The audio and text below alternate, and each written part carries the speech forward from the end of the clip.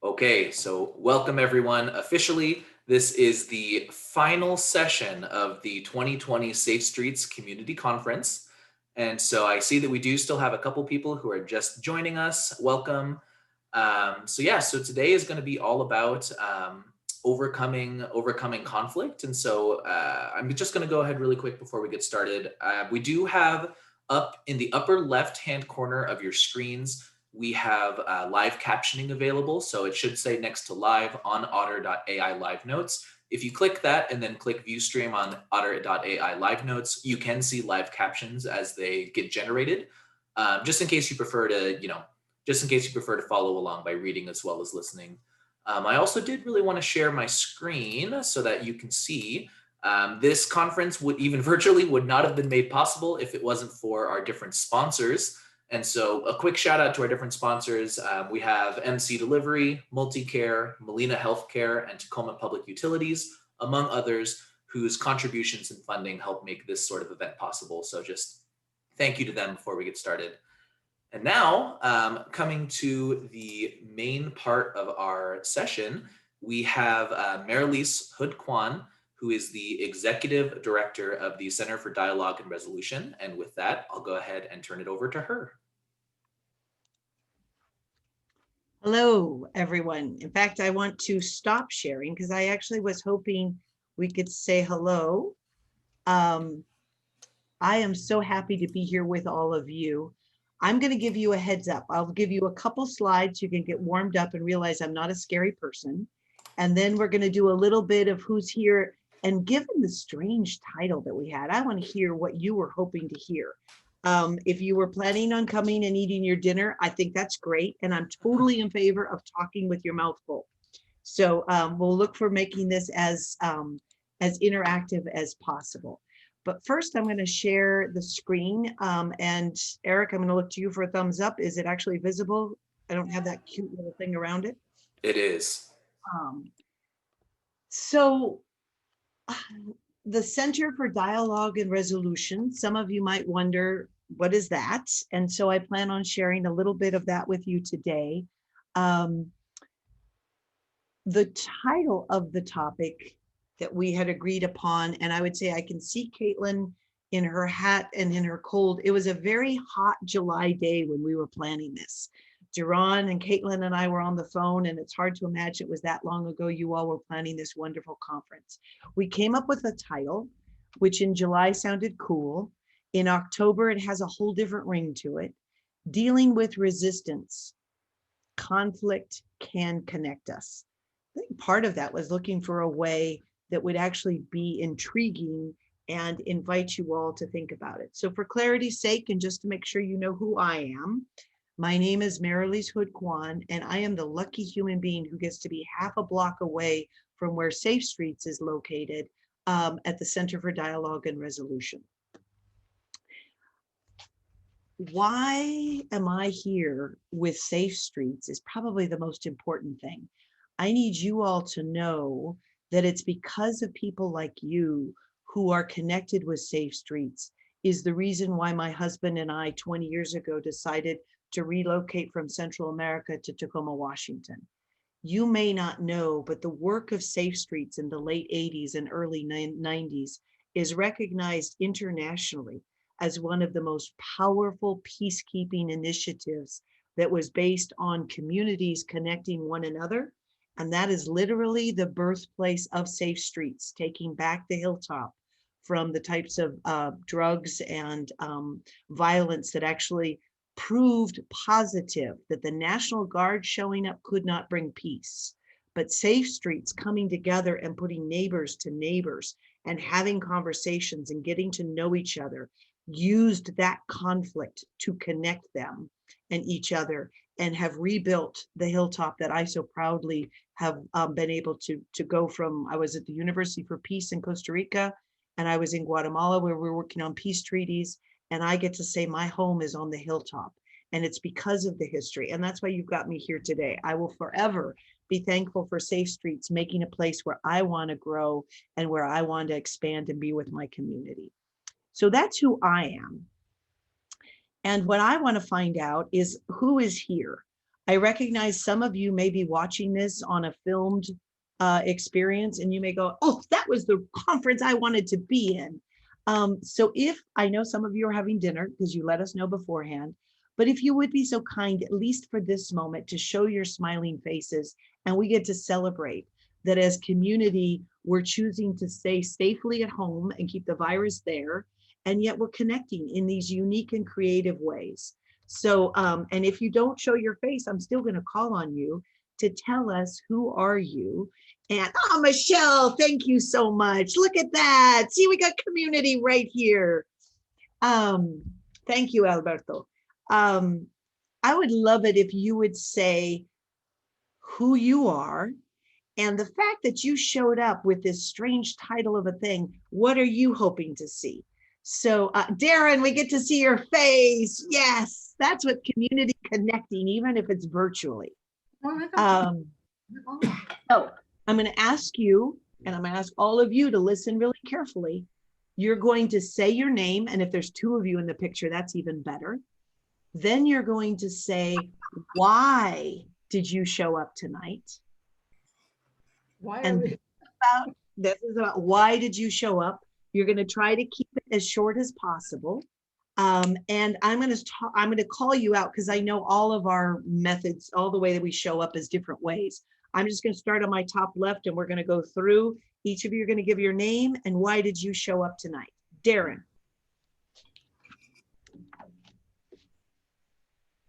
You have to unmute yourself, Darren, as you talk, which we all know, and then we forget when we get so excited to say something, we forget about that. Go for it, Darren. The reason I'm here, I want to break the wall of the conflict by using the solution and friendly approach with the neighbor and the people I work with. And I'm Safe Street Mobilizer, Darren Pan. Thank you, Darren. You're welcome. And Connor, you're the next one over. My name is Connor Schultz. And the reason I am here is because I abhor conflict. And yet we live in very conflicting times. Abhor, that's a strong one. Eric, you're here, so you participate. I am happy to. So my name is Eric Casted. I'm a community mobilizer with Safe Streets, and I'm just here for the money. No, I'm here because working with community members, it's inevitable that differences are going to come up, and differences and conflict aren't inherently bad, but it's really important that we keep an open mind and we try to work through that difference and that conflict. And so getting a little more perspective and how to better talk about it is always a good thing. Wonderful. J-Ron, you happen to be the next one. I mean, I'm assuming J Artist is who I talked to before. Did I get the name right? Yeah, Jerron. Yeah. We've been working for a while. Jerron Artist. I'm with the Youth Leading Change program at Safe Streets.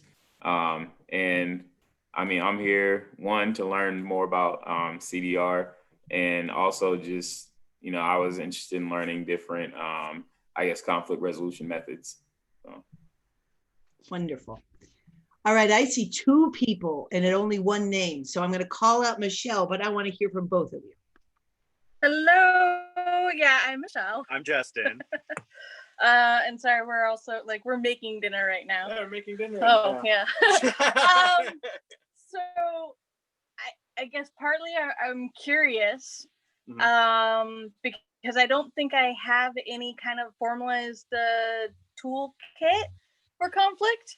But I do know that honestly being able to work through it is what brings people together. It's what allows you to show up and be to get closer to people. So wonderful. And Justin, we get to hear your why. Because it's a communication, because of another set of communication skills, and I feel that it's super important. It's just something that I like to discuss and talk about, and it's another thing that I can learn, so I like that.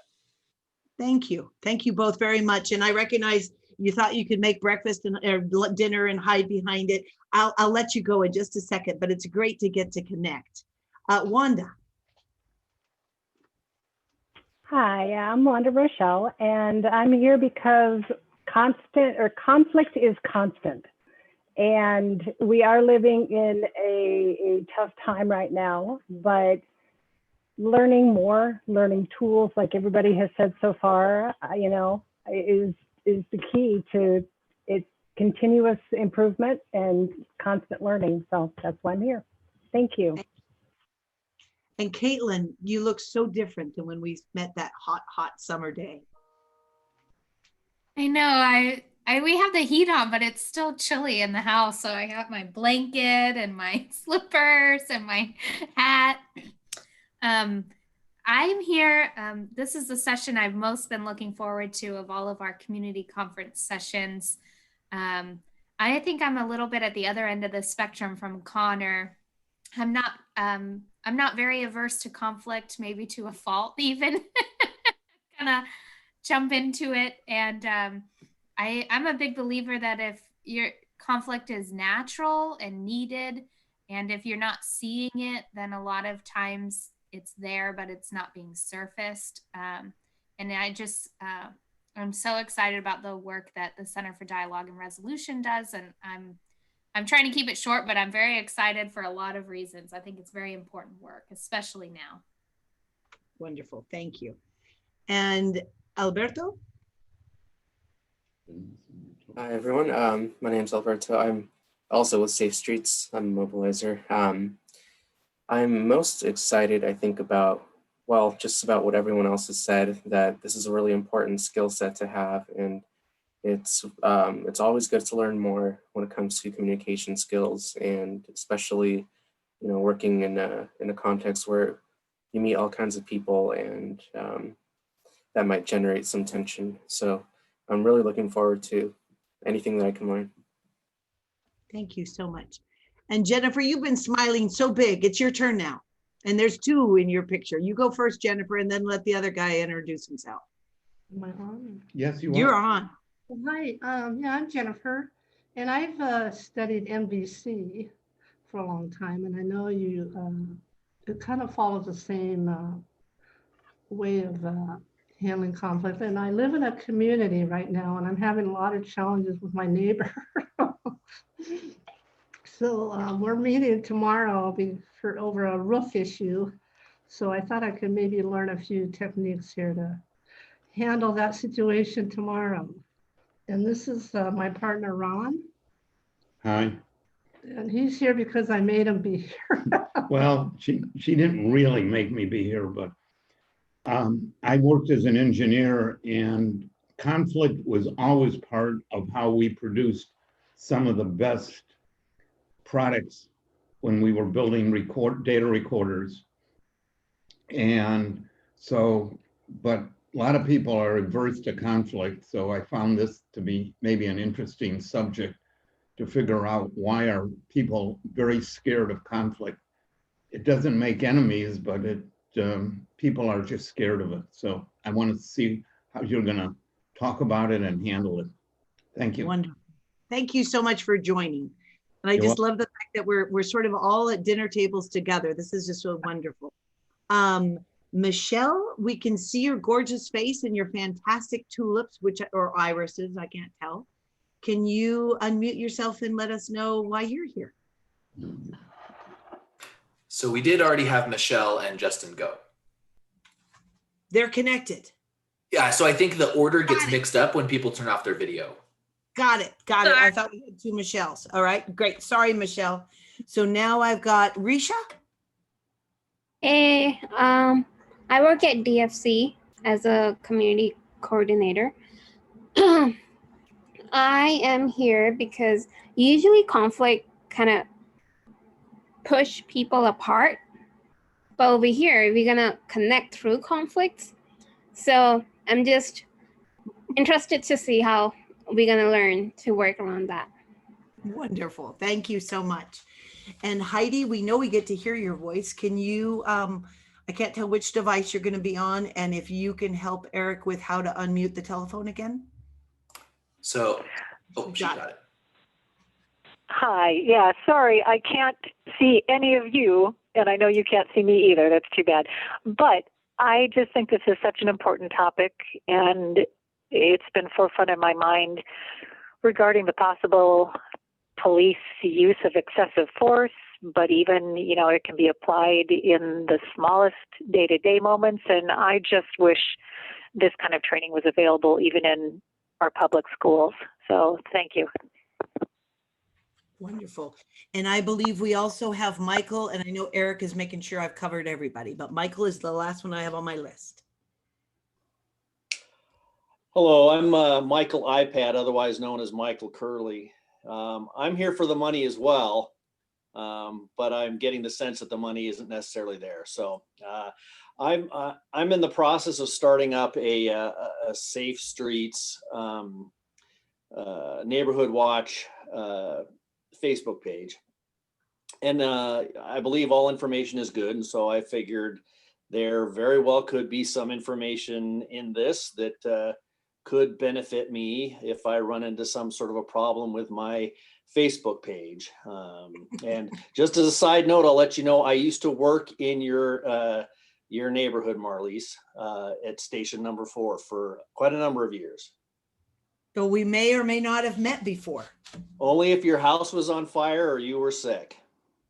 Oh, well, there was also some other stuff that we did with first responders. Sounds like you're a first responder. There we go. Yeah. Yeah. Thank you so much for what you've done for our community and still showing up, even if we're not giving out money. Thank you all. Those were powerful introductions. And I guess there's a couple things I want to clarify. On behalf of Jennifer, I'm going to clarify what she said. She said NVC, and that's also referred to as nonviolent communication, which is an incredibly powerful tool. What's wonderful is there are many tools out there for all of us to learn how to communicate and how to connect. So I would say all are fantastic. And as Marshall Rosenberg would often say, is he got involved in it because he had so much to learn. And the 35 years since he created NVC, he was learning every time and every moment. So that's a really important one. So we have here a wonderful balance of abhorring conflict and running towards conflict. Look at the diversity of how in this room, in this virtual room, we're actually approaching conflict. And so I'm going to see if in the course of the time we have together, giving you a few key concepts and tying them to some skills, that's going to help us. But a concept and a skill are powerful in two ways. They can be powerful to build community, but they can also be used to break down community. And so if we don't put our concepts together with our skills, and then we really get in touch with our values of what motivates us, of what are the principles upon which we're going to work, we got to hold all three of those together. And I'm a little overwhelmed with excitement at this moment. I feel that Galaxy Note 8 finally has audio. We have been watching you for a good 40 minutes. Galaxy 8, you are the most consistent person in the room. Can you hear us?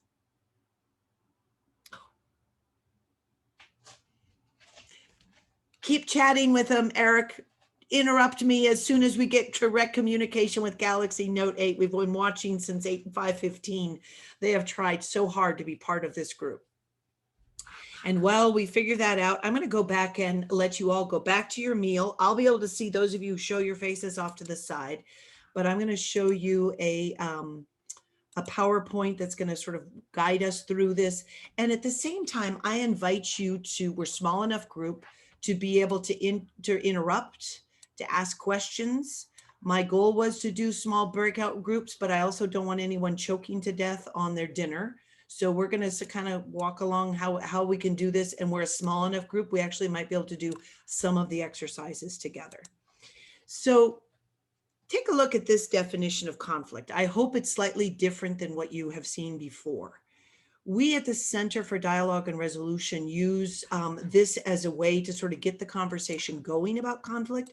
It's what we would call an operational definition, definitely not the academic definition. But conflict is when what happens is different than what you expected. And there's some tension there. Now that tension can be really positive tension, and that tension can be negative. So I'm going to just right out there call him out, because we've been talking for a good 40 minutes now, Connor, that conflict is neither positive or negative. What it is how do we approach it? How do we engage with it? So just take a minute and think. Different what happens than what you expected.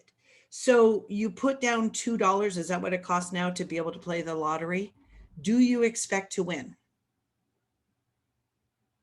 No. If you did, what happens is completely different than what you expected. Would you agree? So we would all say that is fantastic. Did you know that 90% of the big lottery winners 10 years later end up in bankruptcy?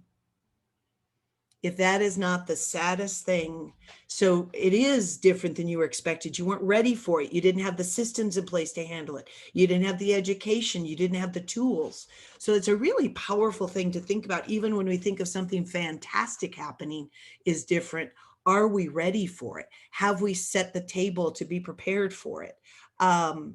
Now, when you showed up at this conference tonight, you expected to be able to sit back and eat your dinner and not have to put your face up and be able to tell us who you were. That could be negative. It could be, well, this woman is so intrusive. She's in my face. Or it could be how wonderful and the joy we had of looking at each other. So one of the ways, the simplest concept to think about from a conflict resolution perspective is, if we're going to solve conflicts, let's work on clarifying expectations.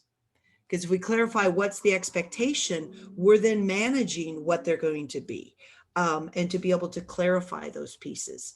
So I'm going to manage your expectations. With 1 hour left, I'm not going to be able to tell you everything I know about conflict resolution. And so I'm trying to get it down to the little bits. But why would I spend precious minutes of all of us to say, why are you here? Because I want you to hear the incredible wisdom that is in this room right now. When you think back of all of the different conversations, of the commitment to understand differences, the being engaged and wanting to be able to learn new things, to understand that conflict is a constant, maybe I can change the way that I look at it, that I want to add more tools to my toolbox. Think about that powerful wisdom is the energy with which we are going to rebuild our community together. And I wanted to bring that as a resource together for us as we talk about conflict resolution. So there's many different kinds of conflict resolution. Some of the stuff that's been talked about tonight is more about the interpersonal, two people.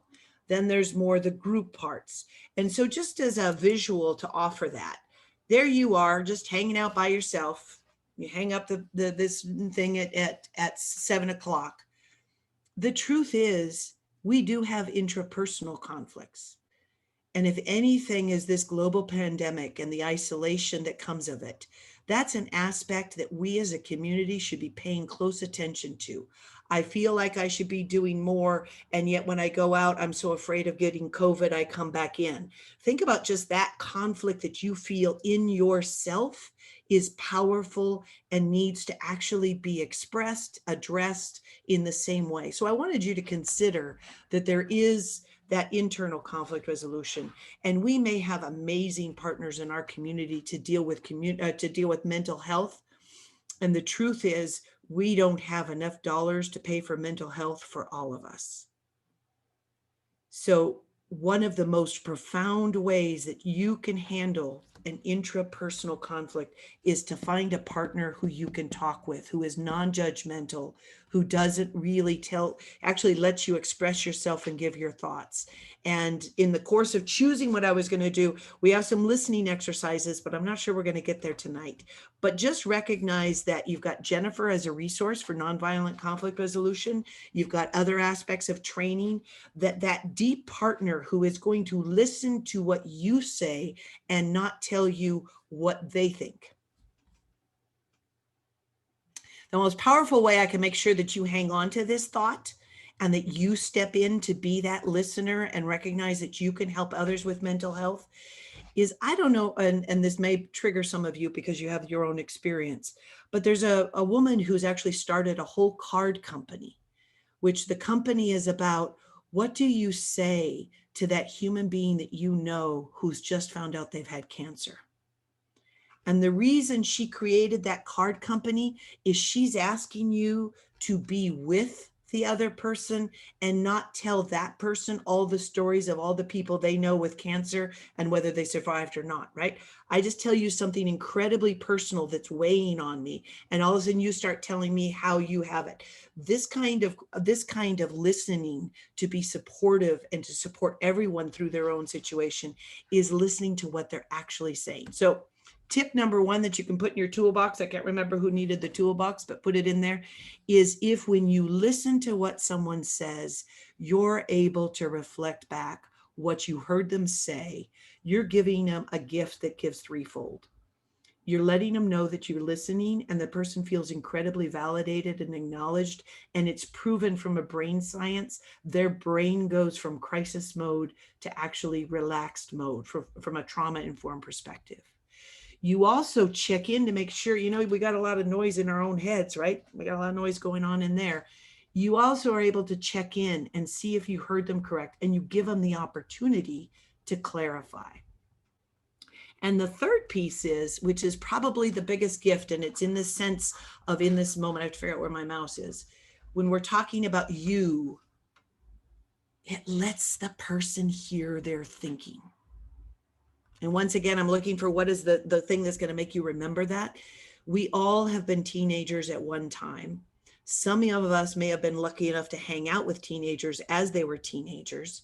And we understand that sometimes they trigger us to say things that we literally wished we hadn't said. So if you've ever said something and said, "Ooh, that's what you said, but it's what I said, but it's not what I meant." Think about that as the powerful gift of reflecting back to people.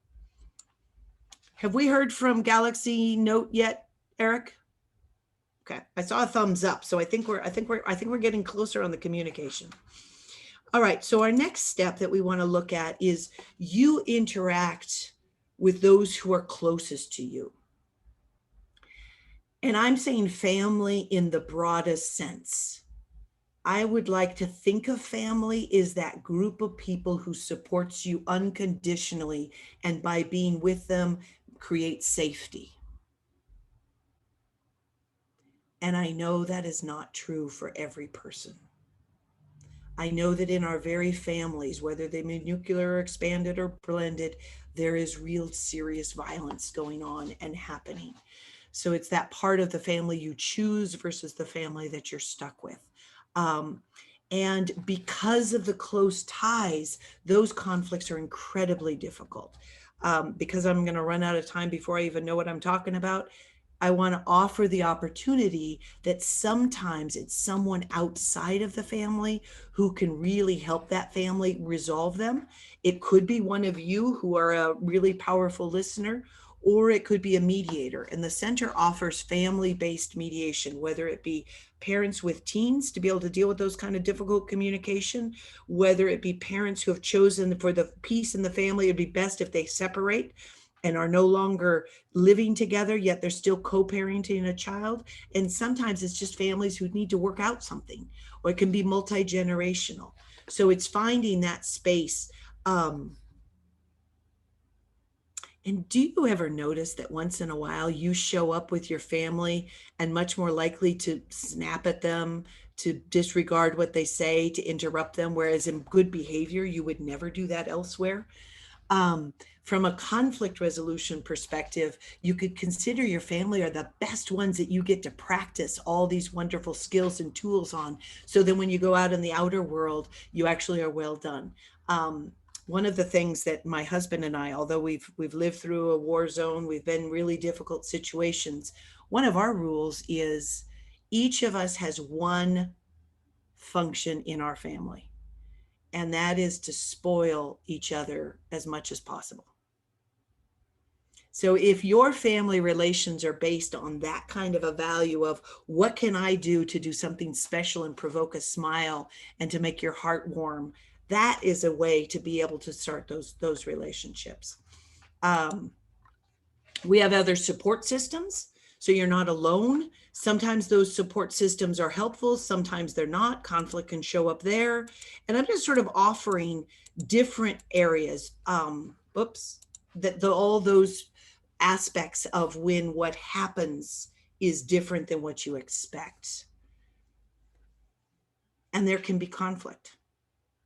And it's how you choose to respond or to react to that is what gives you that possibility. And so that's sort of the different environments. So we go from the intra-conflict, which you yourself and you are trying to resolve, and then we're trying with the close-knit people that we're next to, and then we're talking about our neighbors, which we've got Jennifer wanting some tips on how to talk to the neighbors. We're going to take a look at some of those pieces and how we can go deeper into them. Does anybody have any other additions you want to make about where you know conflict shows up? Anybody want to add anything different? I missed a spot. I left some spots there. How about work? There's one. Media, social, or mainstream? Ooh, especially now, you're right. Yep.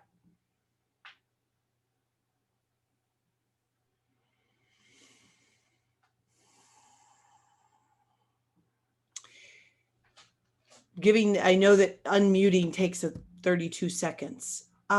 Before I go to the next slide, I would like you all to do a big favor for me. Well, actually, I'll go to the next slide. We'll see if I did it right, if we got it right. So we talked about, oops, I did it wrong. They're all there. I didn't animate it. We talked about what you expect. So I would like you all to do one favor with me, because I'm going to try to explain a simple concept, which if anybody who's ever tried to write or teach, you know that the simpler the concept is, the harder it is to figure out how to say it. So if you would all, with your cameras on or not, please do not choke on your food. But I would like you to take a deep swallow, make sure your lung is three. And would you do a favor with me? Would you take a deep breath? Hold it. Let it out.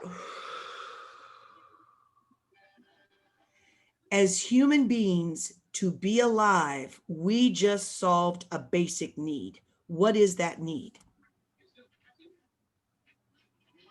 Oxygen. Breathing. Oxygen. We as humans need oxygen. Okay, we're getting the level of participation is step by step. Do you see that Galaxy Note has their hand up? The brain needs that love. The brain needs that love. Are you Galaxy Note 8? We all need the love. So I kind of figured out this whole thing. So I want to just kind of interject and kind of roll back where you were coming from. Our interaction in regards to law enforcement. How do we improve our interaction with law enforcement? We want to support law enforcement, but in my regards, and I hope this goes back to city council and what have you like that, and I'm trying to work with the East Side Community Council, but the fact of the matter is, every Tacoma police officer should have a body camera. Every Pierce County sheriff should have a body camera. Every police officer in every town, in every village in America should have a body camera. And it only shuts off when you go to the bathroom. And there are certain bathrooms they can go into, like a fire station or, what have you, like a police station or whatnot, like that, or city building. And it shuts off, and they go to the bathroom and they come back. Because if you have the right to take someone's life, we, the people in a safe community, should have that film. Does that make sense? Thank you so much for sharing. But before I'm going to summarize what you said. And I wasn't even on, I was trying to figure this thing out because I am technically, technology, I'm the end user. I'm way at the end, the far end, okay? Okay, so first off, we need to know your name. What is your name? Jay Fish. Jay, wonderful. And Jay, I'm going to ask you permission to let Eric change your name so we can all see you as Jay and rather than Galaxy Note 8. Would you, do you allow Really? Eric Oh, that permission okay. to Yeah, change your name? absolutely. I grant that permission. All right. And so I'm going to take Jay's example in just a minute with the next slide. So he already knew where I was going and took us to the end route. I'm going to go a little bit slower, Jay, to get there. Okay. So I understand. You have no idea how much joy it is to hear your voice, because I saw Eric's face just go ecstatic to see that you actually have a voice, you can hear what's going on, and you're participating. I really It took me a little longer time than I thought, and you know what? But I'm here. Thank you so much for having this forum for us to actually speak and reach out, because we're in a pandemic and we need to have that flow of information. Exactly. So what I heard you very clearly say is you're showing up today wanting safe communities, and to have safe communities when we have law enforcement who have the power and they're entrusted with the privilege of actually taking the life of someone to save someone else in the name of public safety. The only way that that can work in our community is if they have a body cam and you give them some privacy to go to the restroom.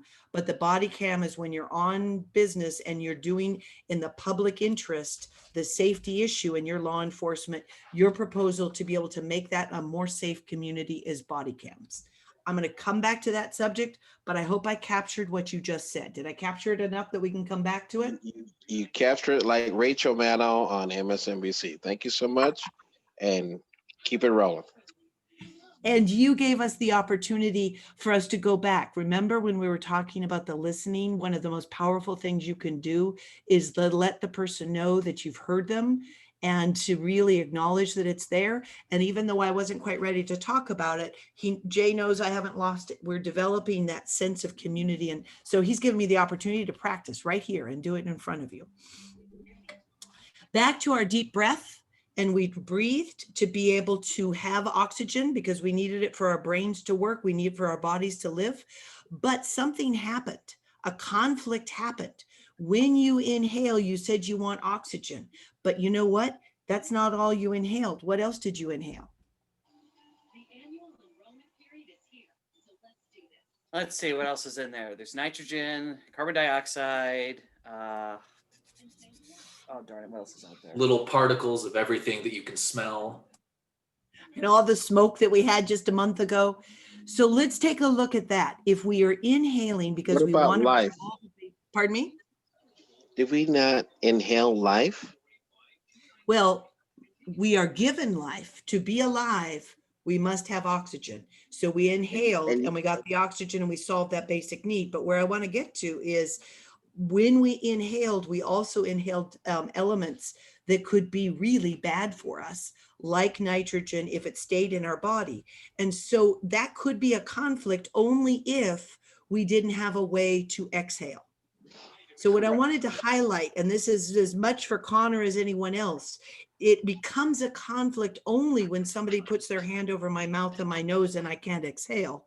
Then I have a problem. Or as I have extremely bad lungs, and I'm celebrating my 4th day of breathing without pain since Labor Day because of the damage from the smoke is just extreme. So I'm very aware of air quality and what we're going to do. So it's a conflict for me. The rest of you didn't even notice when we went from 24 particles to 50 particles. You were all fine. I knew I was going to have a bad day. So how we are interacting between those needs. So I'm going to move us forward so we can get to the law enforcement question. Well, think about needs from the perspective of what are those core needs. But sometimes they're developed into wants, sometimes they're whims. And it's at that level that we really begin to have that differences that make some differences. And I think about Jennifer with her roof. Would we all agree that to live inside a structure, you need a solid and waterproof roof? Would we all agree that that's a key part of shelter, correct? Absolutely. And she's gonna have to sit down tomorrow and have a conversation with her neighbor, which maybe her neighbor wants a really, I'm gonna put some words in your mouth there, Jennifer. I'm going to say that her neighbor says we're a community and we all have to pay for the roof. And I want the coolest slate roof that's going to work for the next 100 years. And of course, it costs 30 times more than any other roof. And you're saying that you're only going to live here for 10 years and you want to pay for a roof that's going to be a 30-year roof. That can be at the level of wants and whims. Does that make sense to all of you? And that's often what we consider are the conflicts. It's that level. But if we could actually listen to each other and understand the commonality of what we've got is that we want a dry roof over our shoulder, over our heads, and we want to make sure that we can all afford to live under that roof, then those become the basic values or principles upon which she's going to have that powerful conversation with her neighbor. Now, she probably, and I can't remember who really, I love the person who wanted to show up, Michelle, you're showing up with curiosity. That is probably the most important skill in a conflict resolution is tell me about this cool roof that you want us all to buy into. That's going to cost more every month than the rent for our house. I really want to hear, what is this roof like? You're going to really understand about climate change. She's going to have some arguments about what is the climate change and the choice of materials. She's going to have some comment about the labor and who actually puts it up. She's going to have some sense of longevity and sustainability. And you're going to begin to understand what are the values behind her comments. What is it she believes in and believes is most important? And together, you're going to figure out a way that you're going to begin to solve how we meet each other's needs. And we have to adjust our values. You're not going to adjust your values, but you're going to adjust the way that you're going to resolve that need. Here is all influenced by what culture, but let's start with what family history we have. The other pieces that influence this without you even knowing it's part of, oh, I'm doing it in the wrong place. These wants and whims do not feel like wants and whims when you feel them. They feel like basic needs. Let me take another extreme example. I am the director of a nonprofit and I'm actually working from home or from my organization, which is about 2 blocks away. I need a Lamborghini. Is that a need? No, that's a want. I think that might be in the whim or the fantasy land. Right. What is the need I'm trying to solve?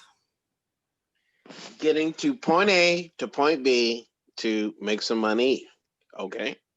Could be transportation and get my body from one place to the other, which right now we're doing it through Zoom. Who needs a Lamborghini when you got Zoom, right? To get from point A to point B.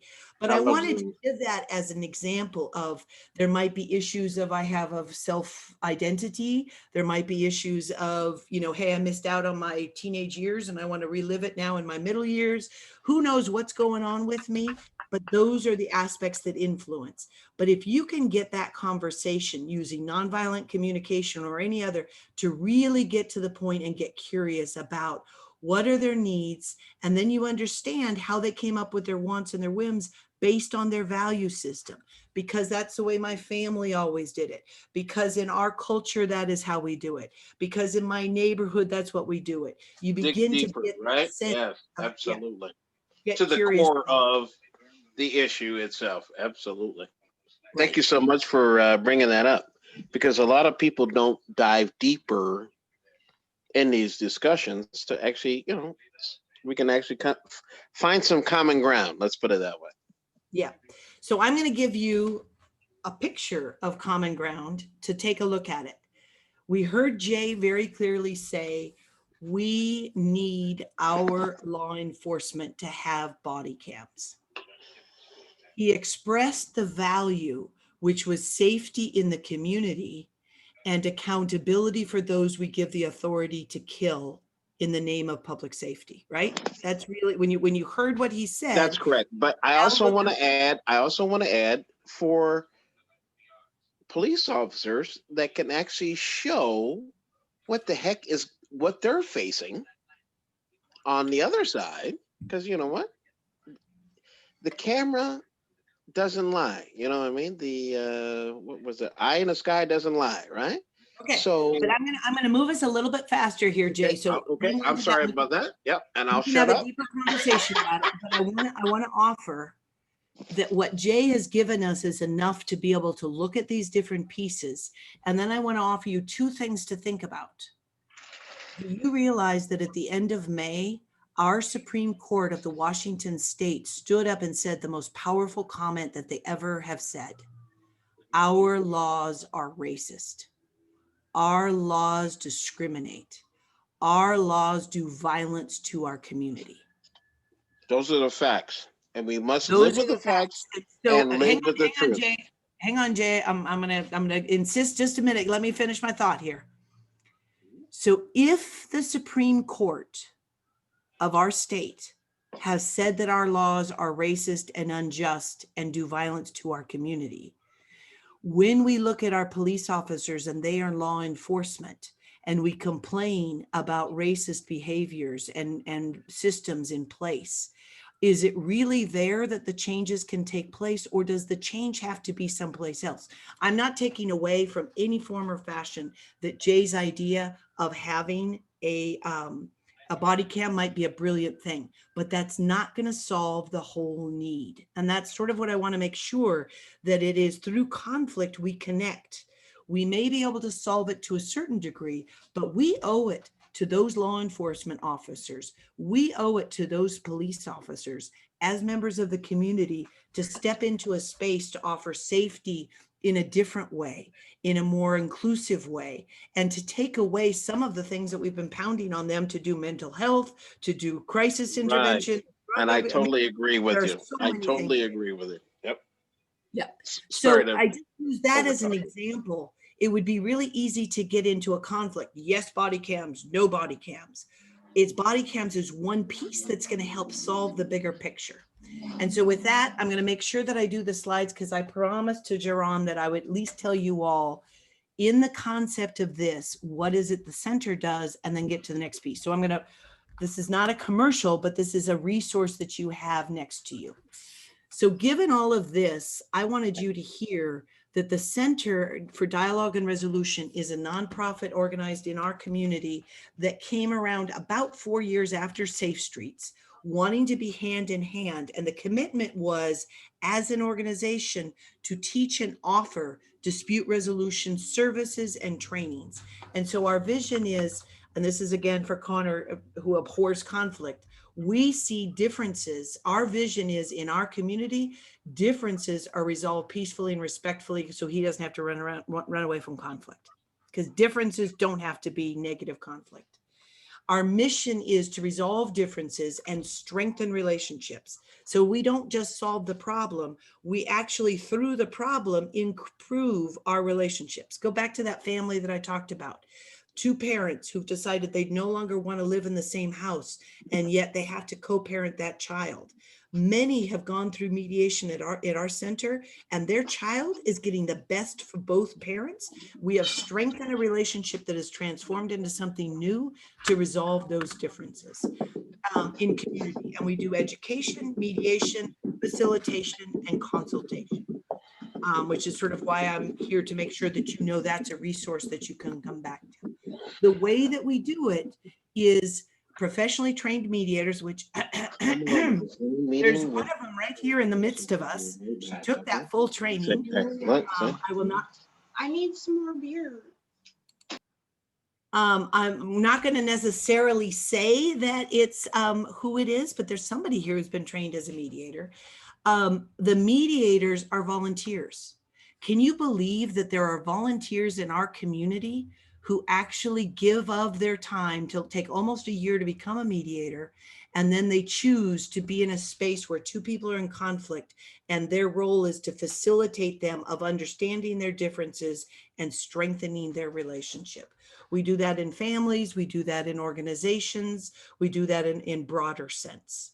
So I just wanted to make sure that before we get to the end here, that you all have a feeling for this. There's the skill of conflict resolution as an institution. We're here to give you more education and to be able to help you with that. We've got about 35 more minutes. I wanted to offer you some basic concepts that you could put into play about conflict resolution. Is that where you want me to go for the next half hour? You had some, you had a little bit of propaganda, and I want to make sure that we're not, bait and switching you about we were going to go into breakout rooms. If I go down this path, we're going to talk about it and continue having a conversation as a group. And I'm going to look for those of you who can give me a thumbs up, or you can put it in chat. I got thumbs up. All right. You have all been communicating since, when's the first time you thought you were communicating? And we got chat, so I'm going to pay attention to the, actually, I'm going to look to you, Eric. If there's something important in the chat we should hear, there's only so many things I can hear. Yeah, I'm absolutely happy to monitor chat for you. Great. Caitlin, I appreciate your comment. We're so small. It is a small group. It's a small breakout group. Tell me when you first remember you learned how to communicate, and put it in the chat or put it in the,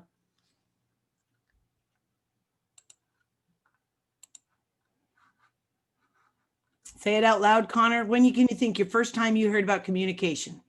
You learned communication. I say you got to be careful to learn, because I've been communicating since before I was born. Yes. We actually know that we respond as little beings inside our mother to what's going on, right? So I want to recognize the wisdom in this room that you all have been communicating way before you could open your mouth and say things. And yet it's valuable that if what you want to do is to use communication as a key tool to be able to do conflict resolution, it's worthwhile that I give you some of the basic concepts that are in there that you can then use them as you think about, well, if this communication isn't going very well, let me use these to be able to figure out different ways that I'm going to be able to do that.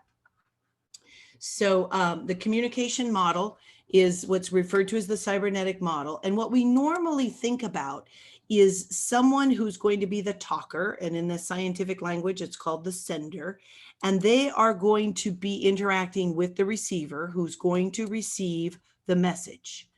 That is normally what we think about as communication. The sender sends a message to the receiver. We're all in agreement with that. What I would like to suggest is, as community activists, as people who are interested in making more peace in our community and gathering and strengthening our ability, the power seat is not in the talker. The power seat to be able to transform our world is in the receiver. Because the truth be told, I cannot change Caitlin and who she is. I cannot make Connor do what I want him to do. There's no way that Michelle can tell Justin how to do things. What we can do is, by changing how I show up, I provoke a reaction from Caitlin that's different. So that if I always know that I use the wrong pronoun when I talk about Caitlin, and I know it's going to make her really upset, I'm going to use the wrong pronoun on purpose because she's got it right there in front of me. So Caitlin is saying this, and I know that that's going to put up a filter and make it really hard for our communication. What I can do is, if I really want to connect, I can receive the information and I can change the way that I interact. And so I wanted you to also just realize that your power seat is how you listen. You're still going to get a chance to say what you want to say, because we are human beings and we like reciprocity and we like to share. But if you let the person who's really upset in front of you get their message out, you're going to be able to open up the door for a true dialogue. That's the principle one. The second one is, this is not the communication model because it's only one way. And so I want to add, I'm going to add some vocabulary that I'm going to come back to. Well, I'm going to give you some vocabulary now. First off, it's what's the code? What's the language that you use? What's the vocabulary? What are the words? Si yo les hablo en español, a ver cuántos de ustedes me van a entender y van a seguir que estamos hablando. One or two of you captured what I was talking about, but I chose to choose. I'm limited. I'm only bilingual. I got, I wish I could do 5 or 6. But I got to choose English because that's what we're going to talk about. But if you think about it, You're talking to your child who's trying to get on a virtual classroom, there's one code. But if you're talking to the principal who's complaining about your kid never showing up at Zoom on time, you're going to use a different code.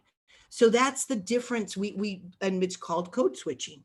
Different cultures, different ages, different languages.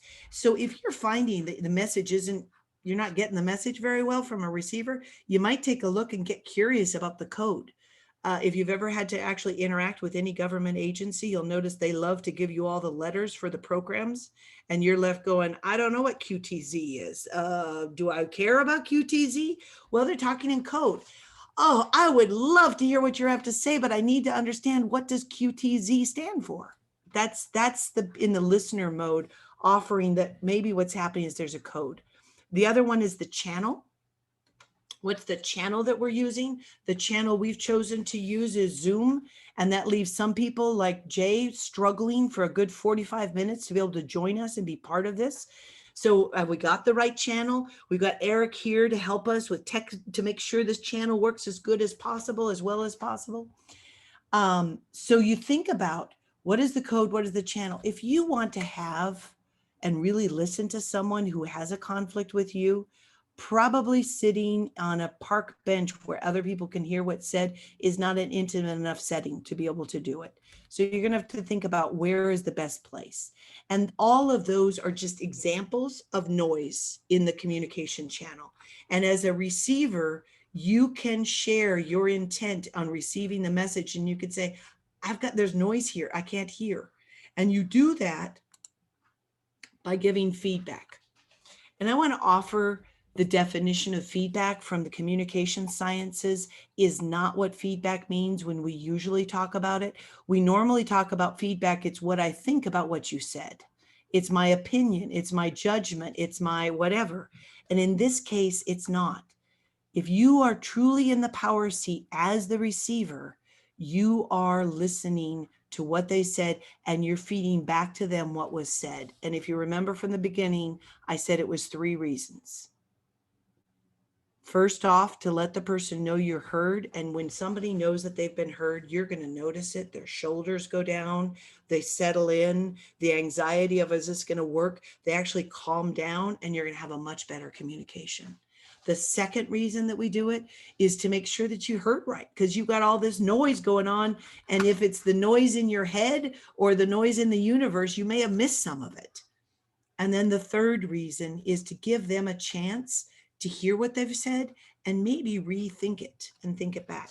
So I wanted to offer that if you are in a conflict and you are actually have communication, which of course is a big important thing, because sometimes we cut off communication, we run away from each other.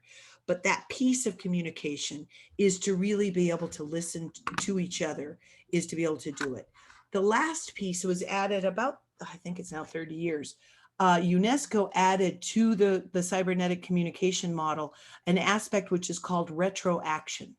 And this is about building trust and rapport and a long-term relationship. We go back to Caitlin. I keep using the wrong pronouns with Caitlin. It makes it really hard for Caitlin to even want to tell me what's going on, because that's creating the noise in the communication. If I recognize that my behavior is making it difficult for Caitlin to communicate, and I change and I conscientiously say Caitlin rather than a pronoun because I keep getting the wrong one, or I conscientiously use the correct one, she's going to see in my change of behavior, not only did I get the message, which was I was a little thick-headed, but I've actually gone to the effort to change my behavior that is going to deepen our relationship. If you just use those elements right there, you can analyze almost any communication situation about conflict. Remember, you're going to bring your curiosity of the needs and you're going to bring them forward here. So that was a masterclass in communication. And I'm going to put it in the context of conflict resolution. So we're going to bridge, and we're going to invite someone to a tough conversation. We have a great class, by the way. We're actually going to do interactive. You're going to be able to touch and do stuff online. If you can believe it, you're going to touch stuff online in early December. And it's called Tough Conversations. But this is the essence. How do you invite somebody to a difficult conversation? You know that you're not connecting, but you're going to go out and you're going to say, from the listening mode, I'm going to do this. Well, if there's a difficult conversation that you have to have, and I guess we can just go back to Jennifer, even though we don't know what the problem is with her neighbor, we know they're going to talk about the roof, and we know that she's got the wonderful NVC tools in her back pocket. If the first thing out of Jennifer's voice is, "You idiot, you want the roof that way," not sure that's the greatest invitation. But if the invitation is, "We certainly have not seen eye to eye about the roof, and I would like to invite you to tell me what you want in your roof." So you're inviting the other person who knows that you're not meeting anywhere to actually come and tell you what's going on. You're going to listen. And your focus is learning about them, not listening to them to argue with them. Have you ever done that inside your head, argued against the other person? So what all their stupid ideas and what they didn't know what they're talking about. And if you could only tell them the right way to do it, they'd actually know what was going on. You're going to quiet that little voice down in your head, and you're going to get curious about, what does Jennifer's neighbor think of the roof? Why? What's going on? What's happening? And it's what you learned there that you then are going to be able to find that common ground, because you listened so carefully, and you're going to be able to give your message, which you can only afford X number of dollars a month to pay for the roof. You're going to be able to give that in a way, not of I want as a whim, I demand as a anything that make the position. You're actually going to be able to say, we live in community, and this roof covers all of us, and we want to make sure we can all pay the rent and pay for the roof. So let us have a conversation about what's the quality of the roof. And you're going to go back and forth, and you're going to listen, and you're going to talk, and that's going to be a dialogue, and you're going to end up with agreements. But agreements on paper are worth the paper they're on. It's agreements in action, of actually putting them into action, that helps. Is that making sense so far? You're getting more than you bargained for? Just think, it's a $600 class. We just threw it in together right here.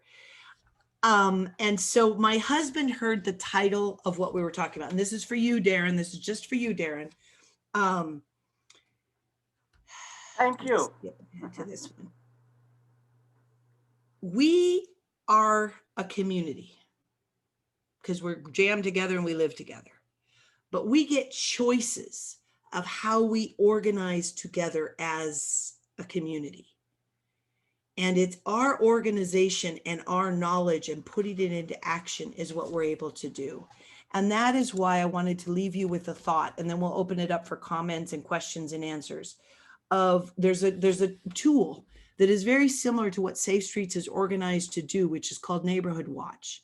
But if your neighborhood feels that it is in danger of an outside influence, of something that is not within your principles, that is an actual well-known tool in nonviolent conflict resolution that describes non-military action, which is Safe Streets, by a group in a society who have a sustained campaign that ensures they protect themselves against the outside attack or dictatorial rule, and they prepare a way to be able to create a way to be able to meet their needs. So I just wanted to leave you with the thought that there's a way to transform as we face these incredibly difficult times, as we look towards having powerful conversations with one another, how hard it is, but it is our values, it is our needs, together with our principles that we want to live in community, that we want not just to survive this pandemic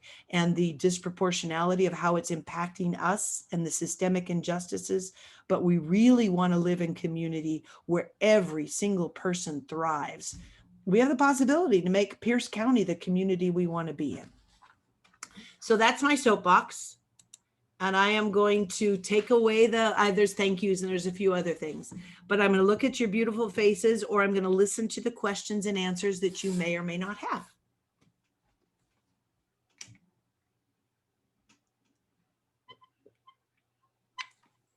I have a question. I was thinking about Mike earlier, or Michael, who's creating that Facebook group. And I was thinking, he was saying if conflict happens, seems like it happens a lot on Facebook. And I was wondering if you have any ideas around how you can demonstrate being a good listener when you're not face to face with someone. I So thought the I'd throw first- a real tricky question for your Yeah, first that's a good one. And Michael's gonna be glad you did that because he's on his iPad taking notes. One of the most powerful things is to go back to that definition when what happens is different than what's expected.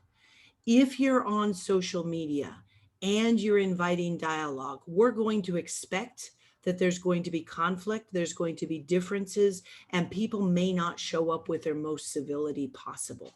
So a powerful thing that Facebook groups do is they actually, the first thing that they do is they create some agreements so that people know what is expected of them, what behavior is accepted and what behavior is not accepted.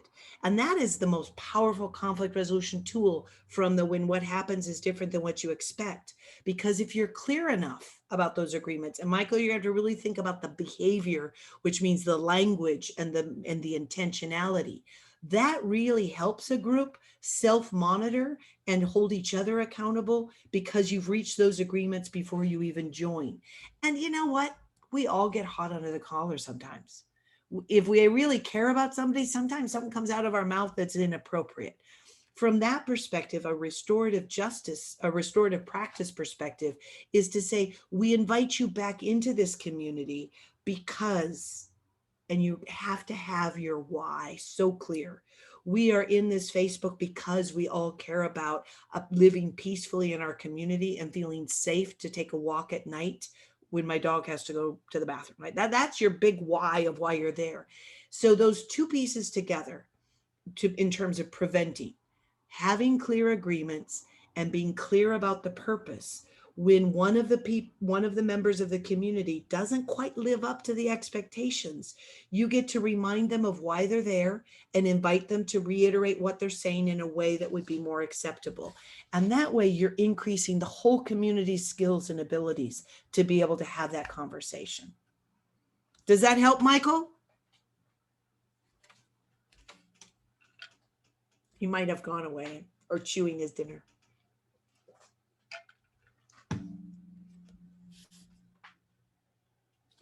So let's take a look at his chat. I have written rules in place for the initial. I don't know about you, but when someone gives me rules, I go out of my way to break them.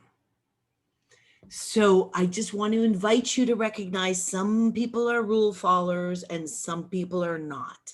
And one of the most powerful things of calling them group agreements is making sure we all understand them and we've committed to them. So think about the difference. Rule imposed upon others, group agreements agreed by all. We hold each other accountable. And I don't mean this semantically. We can have ground rules. You can call them whatever you want. But the key element there, Michael, is you have the rules. Now everyone who joins has to make them their own so that it's not someone else enforcing the rule being followed, but it is from themselves and that they want to be part of the community because that allows them to be able to do that. Thank you. This is Mike. Mm-hmm. So as you say, I'm not a technology savvy person. So as I went through Facebook trying to figure out how to even set this up, they had embedded in the setup process a rules section with I think it was 4 of their predisposed rules, which they, we've kind of discussed that, maybe rules isn't the best term, but that's what they refer to that section as. And so I've incorporated that as well as some of my other rules because I really, with my neighborhood watch, I'm trying to hedge off. I don't want people on there complaining about the person that lives next door to them and their dog problem, because that's something that neighbors should work out between themselves. I'm trying to keep my neighborhood watch group to a more global being, the 10 block radius or whatever that I'm trying to put the group together for. So Facebook is smart. They take conflict resolution 101, set the rules so that you can hold people to them. Now it's time for Michael to get creative and other people to help him. That's the message that we want to get across, but we want people to own it. So some groups make games out of the rules. Like, here's the set of rules, and then you get to play a game to figure out how do you understand, or what are situations. Give people scenarios. Is this in a rule or is this out of rule? Find creative ways that people play with how they understand the rule and how does it apply. So then it is not rules for rules' sake, but it's we own them. So I would say somebody help them come up with a cool game to be able to do that. Others make people to actually read them and to understand. And then when a rule is not followed, they actually use it as a moment to communicate and to clarify, how did this not meet up to the level? How is it not there yet? So even though they've given you pre-done rules, as people join, and it's worthwhile that you regularly revisit them. In my organization, we have a thing called Code of Conduct, and we actually we revisit it every month. Do we understand it? How's it going? Do we need to adjust it? Do we all understand what we're talking about? So it actually becomes part of the culture of the group. They aren't things that hang on the wall. They're the tools we use so we can interact. But the reason people care about it is, why do they want to be part of Mike's Facebook? They want that 10 block radius to be a safe place. And so when you're enforcing the rules, you reiterate the why we want to be together and why being in community, and you help define how did that word make somebody not feel safe in their own home. And it's hard. I mean, I don't want to make this sound like it's really simple. Think about masks. Some people will say scientifically it's proven that if you wear a mask, you are going to limit how many people are going to get COVID. We actually have right now in our country a governor whose life is threatened because she put a rule that said you have to wear a mask, and people want to kidnap her and kill her. Who would have ever thought we were in a place where a rule like that would provoke such antipathy, such violence, such anger? And so as we think about rules and we think about enforcing them, it's so much more powerful if we all reach agreement that this is what we want, and we figure out ways that we help each other enforce it. I think I've never had it feel so profound as I've had in this last month of thinking rules, rule followers, rule breakers, and how do we all get to an agreement on the rules? Any other questions? We got time for maybe one more. So I see that Heidi has her hand up. Oh, wonderful. Thank you. So we've got Heidi, Connor. Heidi, go for it. Hi. I wondered if you could speak to if the city has reached out to your organization regarding their desire to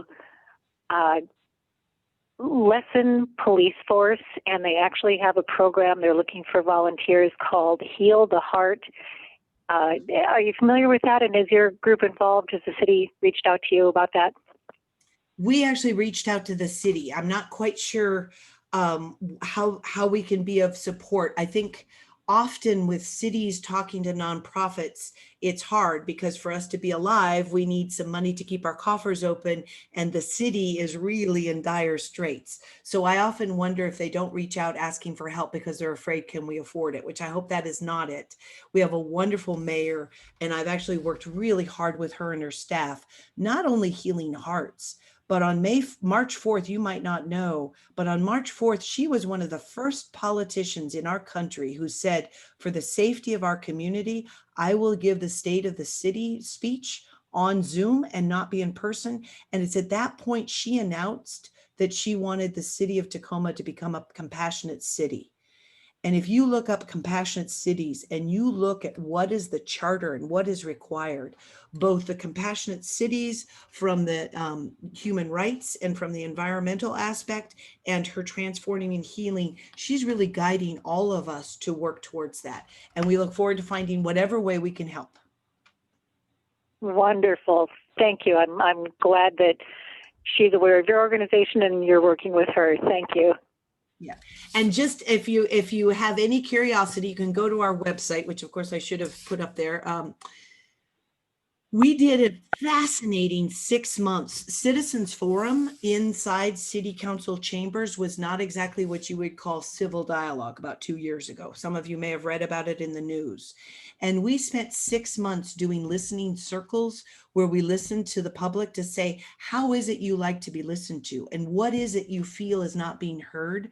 And we were lucky enough to hire a graphic recorder who actually recorded those conversations, and his pictures are on our website.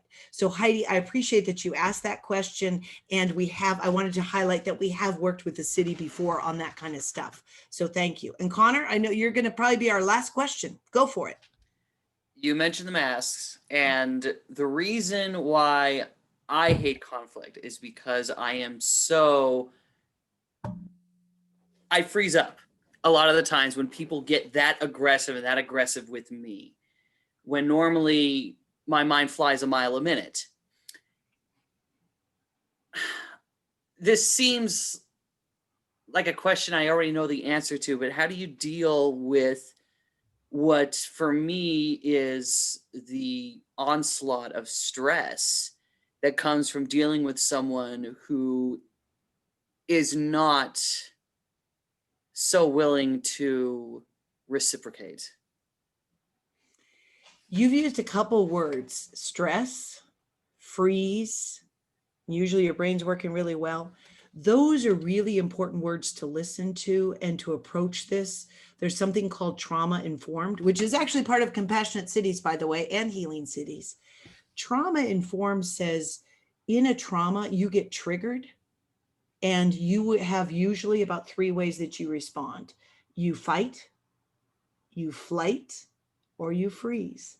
So just in your language right there, you're saying that when you're confronted with someone who literally gives no give and no creativity or no curiosity about a different way of looking, that triggers you in a profound way. And so what we need to be able to do is to get you through that sort of triggered trauma to calm down enough. And that's where that deep breath that we took together is proven that it will change your blood chemistry, which is you've got adrenaline and you've got other things happening in your body, which is why your brain is frozen. And it also will change your blood pressure.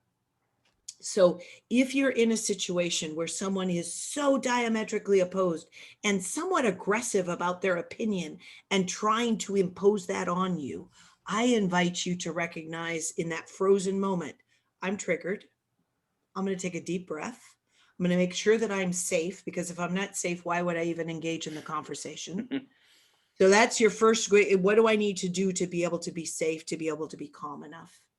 And then that is the weird thing that I have said is your power spot is listen. If you can let go of the fact that you know all the truth about masks and you have read all of the scientific data and you have looked at all the graphs that are on TV about why you would wear masks, and you say, this human being in front of me happens to be my next door neighbor who I see every day when I come in and every day when I go out. And I actually have to talk about that sometimes the garbage people drop the garbage can on my side and we're gonna have to interact. There's your why. You're interested enough to make sure you can have a humane conversation with that person. So you untrigger yourself, you get yourself calmed down, you make sure that you're safe. And then sometimes you state the obvious and you say, Mr. Fred, you are my next door neighbor. And I understand you have a strong view about masks and you really want to tell me about it. I've got 15 minutes. I'm willing to listen to whatever you have to say. And at the end of that conversation, I really want us to be able to be good neighbors.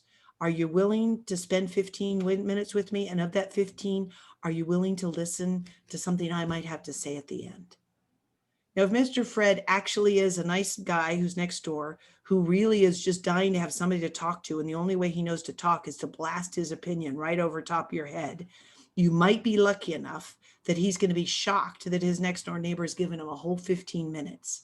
And all he asks is for 5 minutes at the end of it to be able to talk.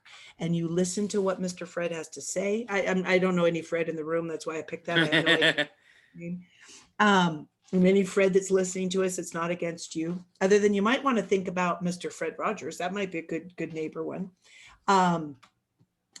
And you hear all of his arguments and you hear everything that he says, and you let him know that you've heard him by repeating it back to him, not because you agree, but because you're letting him know that he's being heard. And then there's a magic word. We shouldn't say it on YouTube. Nevertheless, you have every right to wear or not wear your mask. And I live in America, and I have every right to wear my mask or not wear my mask. And therefore, we're going to figure out a way we live next door to each other, knowing that we completely disagree about masks, but I will never yell at you. I'll just make sure that I'm 6 feet away and we're always outside.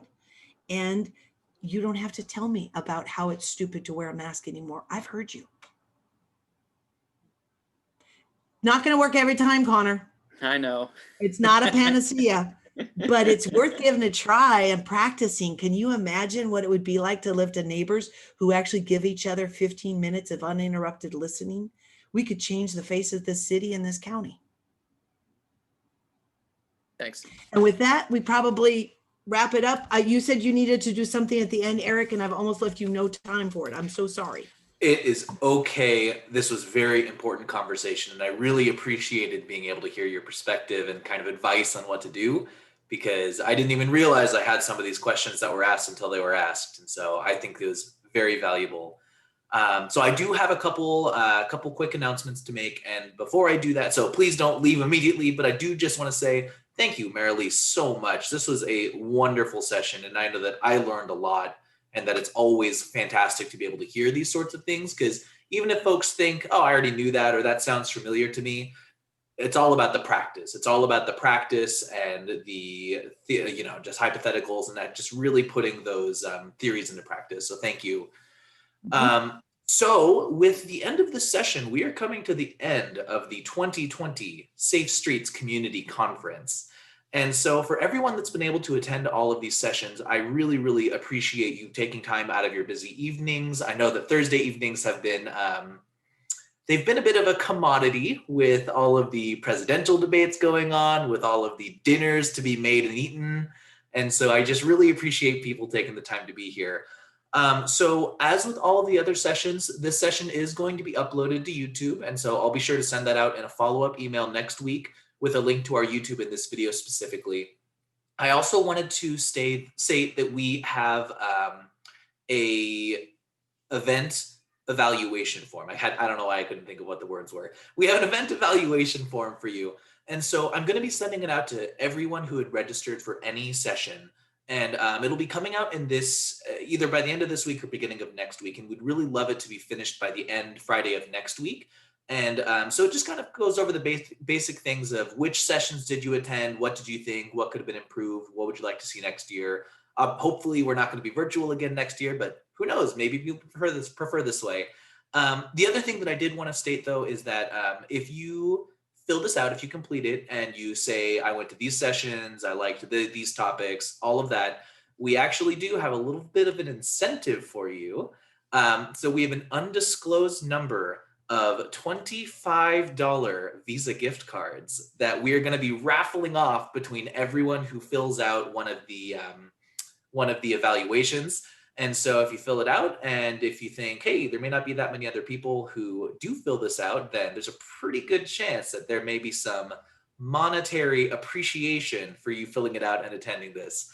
So I did really just want to press that if you fill this out, it's really, really helpful for us to be able to continue to put on great events like this one. And we really just want to make sure that we hear your feedback about this sort of event. So okay, I want to help you prevent conflicts, Eric. Oh, please do. Expectations. What happens is different than you expect. If somebody expected to participate on YouTube, do they also get to send in their and go for the round? Okay, well, thank you so much for that. That's a good point. If you are able to fill out if you participate via YouTube and you didn't register and you email me, my contact is ehasted, HASSTEDT @safest.org. You email me your information. If you didn't register, you go to our website, let me know.